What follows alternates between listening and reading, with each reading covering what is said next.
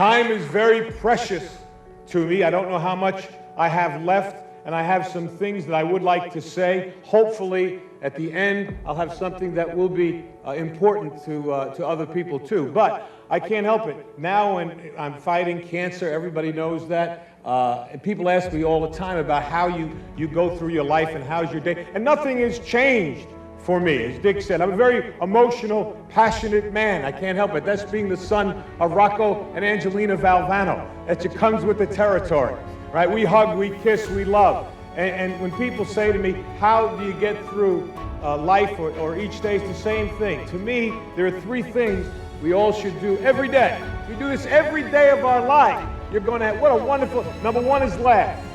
You should laugh every day. Number two is think. You should spend some time in thought.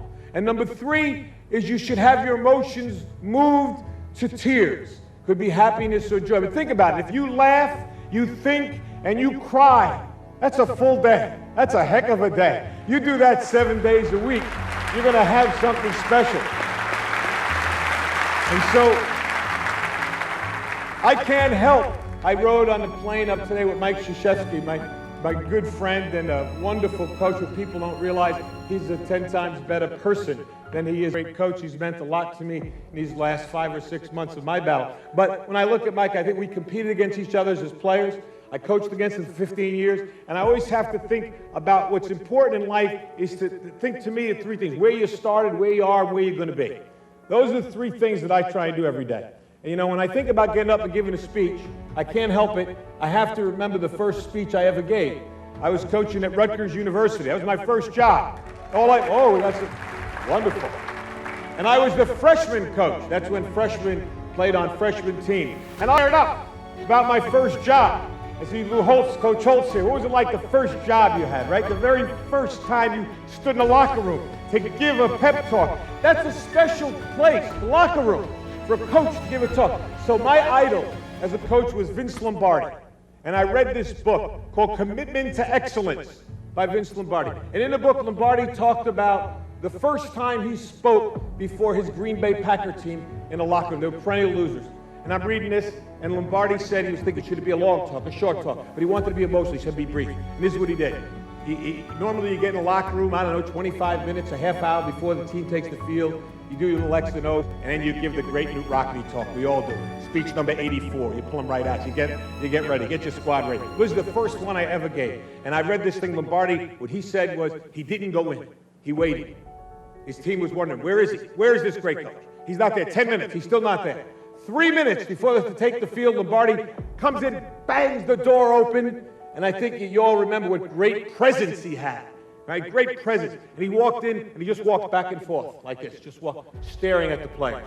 And he said, all eyes on me. And I'm reading this in this book, and I'm getting a picture of this Lombardi before his first game. And he said, gentlemen, we will be successful this year. You can focus on three things and three things only: your family, your religion, and the Green Bay Packers. And the rest of it, they knocked the walls down. The rest is history. I said, that's beautiful. I'm going to do that. Your family, your religion, and Rutgers basketball. That's it. I had it. Listen, I'm 21 years old. The kids I'm coaching are 19. All right? And I'm going to be the greatest coach in the world, the next Lombardi. And I'm ready. And I'm practicing out. And right inside the locker room, the manager's telling me, you got to go in. Not yet. Family, religion, Rutgers basketball. All eyes on me. I got it. And now finally he said, 3 minutes. I said, fine. True story. I go to knock the doors open, just like Lombardi. Boom! They didn't open. I almost broke my arm. I was like, it was when it didn't open. Now I'm down. The players are looking. Coach, help the coach up. Help him up. And now I did like Lombardi. I walked back and forth, right? And I was going like that with my arm, get the feeling back in it. And finally I said, gentlemen, all eyes on me. These kids wanted to play. They're 19. Let's go. I said, gentlemen, we'll be successful this year if you can focus on three things and three things only. They said, your family, your religion, and the Green Bay Packers, I told you. I did that. I remember that.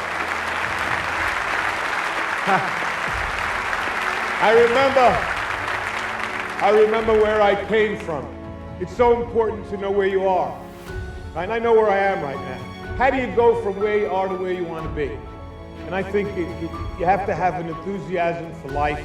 You have to have a dream, a goal. You have to be willing to work for it. I talked about my family. My family is so important. People think I have courage. The courage of my family is my wife, Pam, my 3 daughters here, Nicole, Jamie, Leanne, my mom, who is right here too, and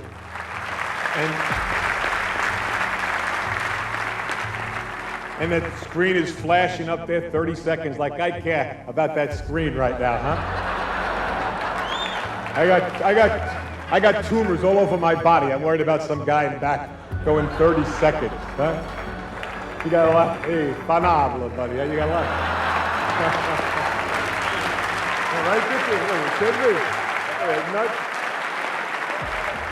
Right, I just got one last thing. I urge all of you,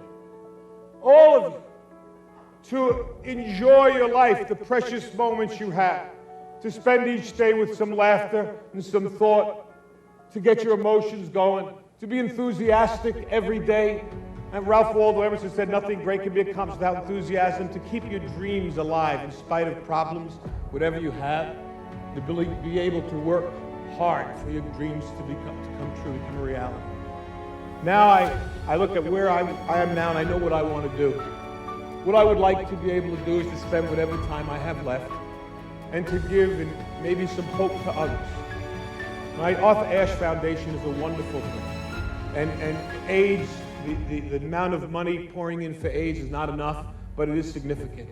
But if I told you it's 10 times the amount that goes in for cancer research, I also tell you that 500,000 people will die this year of cancer. And I also tell you that 1 in every 4 will be afflicted with this disease. And yet, for somehow, we seem to have put it in a little bit of the background. I want to bring it back on the front table. We need your help. I need your help. We need money for research. It may not save my life. It may save my children's lives. It may save someone you love. And it's very important. And ESPN has been so kind to support me in this endeavor and allow me to announce tonight that with ESPN's support, which means what? Their money and their dollars, and they're helping me, we are starting the Jimmy V Foundation for Cancer Research.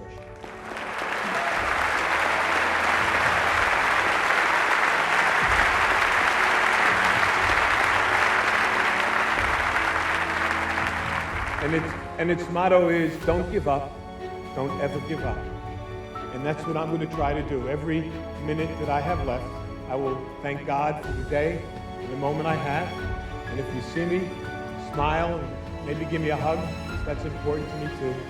But try, if you can, to support, whether it's AIDS or the Cancer Foundation, so that someone else might survive, might prosper, and might actually be cured of this dreaded disease. I can't thank ESPN enough for allowing this to happen, and I'm going to work as hard as I can, for cancer research, and hopefully maybe we'll have some cures and some breakthroughs, and I'd like to think I'm going to fight my brains out to be back here again next year for the Arthur Ashe recipient. I want to give it next year.